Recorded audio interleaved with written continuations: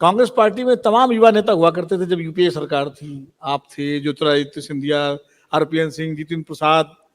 आपको छोड़ के मैं तो हूँ, नहीं नहीं, मैं मंत्री जो थे उस यूपीए में मंत्री थे, उनमें मंत्रियों की बात कर रहा हूँ। मतलब आप भी मंत्री थे, वो सब मंत्री थे। आपको छोड़ के सब एक एक करके बीजेपी में चले गए। जितिन प्रसाद भी चले गए, आरपीएन सिंह भी चले गए, सब चले गए ऑलमोस्ट। आप भी एक बार रूठ के बैठ गए थे, गए नहीं लेकिन रूठ तो गए थे आप। क्या वजह रही, नौजवान नेताओं ने क्यों कांग्रेस पार्टी छोड़ी? क्या कांग्रेस नेतृत्व तो संभाल नहीं पाया अपने आप? आपका सवाल समझ गया, क्योंकि आपने पूछा, बताना चाहता हूं आपको। मेरा अगर कोई, जो आपने कहा ना शब्द का उपयोग किया बड़े तरीके रूठ के रूठना, हाँ, मैंने ये नहीं कहा कि अब गए आप, समझ गया। रूठना जो होता है ना राजनीति में, वो इशू बेस्ड रूठना होता है। और रूठा मैं किससे था?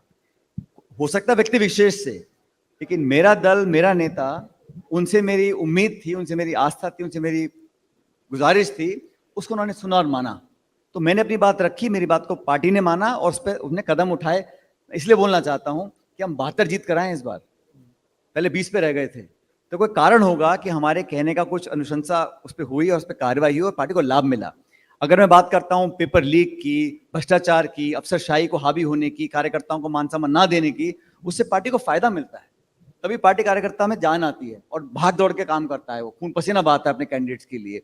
जहां तक आपने बाकी लोगों का नाम लिया, सब लोग स्वतंत्र हैं अपना निर्णय लेने के लिए। कोई शुरुआत कहीं पर करता है, अंत कहीं पर करता है, लेकिन मैं उन लोगों में से हूं जहां शुरुआत मैंने करी है, हाँ, अंत भी करेंगे और अपनी इच्छा अनुसार जनता की सेवा कर कर। देखिए, जीवन में विनोद जी, मुझे बहुत कुछ पार्टी ने दिया है। मैं केंद्र में मैंने काम किया, सरकार में, राज्य में काम किया, संगठन में काम किया, संसद में, विधानसभा में। मैं 46 साल का हूँ, जीवन में बहुत कुछ मिला है। और मैं मानता हूं कि कोई व्यक्ति जो राजनीति में है, पद पोस्ट वाले बहुत हैं। आज भी मेरे ख्याल 70-72 मंत्री होंगे। मैं आपको चैलेंज देता हूं, आप 25 का नाम बता देना मेरे को। बात ये होती है कि कौन व्यक्ति अपने काम से, अपने व्यक्तित्व से, अपनी बोली से लोगों के दिल और दिमाग पे कुछ छाप छोड़ सकता है। बाकी हर समय 30 मुख्यमंत्री देश में रहते हैं, 70 मंत्री रहते हैं, 800 सांसद हैं, कोई किसी को नहीं पूछ रहा।